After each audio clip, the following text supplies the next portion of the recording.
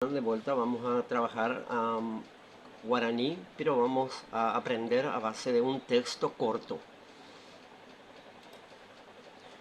Escuchamos un texto en guaraní. Ñahendú.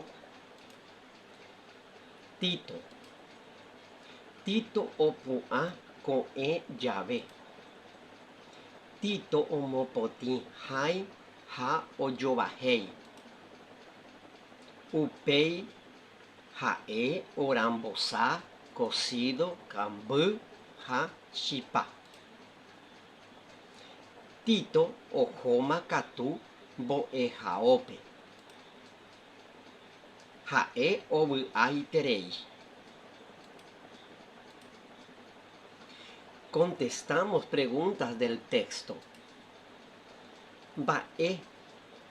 Mba'épa oiko pe moñe'ẽrãme lo que ocurrió en el texto. 1. Mba'épa ojapo Tito ko'ẽ jave. ¿Qué hace Tito al amanecer? Tito opu'ã ko'ẽ jave. Tito se levanta al amanecer.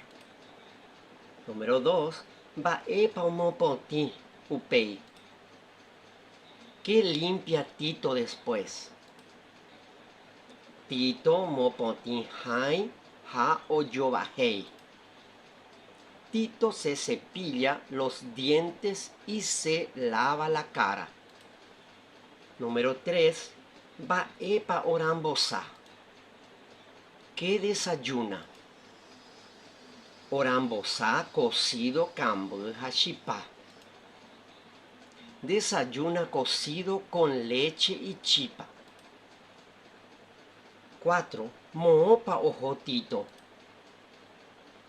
¿A dónde va Tito? Tito oho mbo'ehaópe. Tito va a la escuela. Mba'éichapa Tito oñeñandu. Ha'e ovy'aiterei. Él se halla demasiado. Avyje.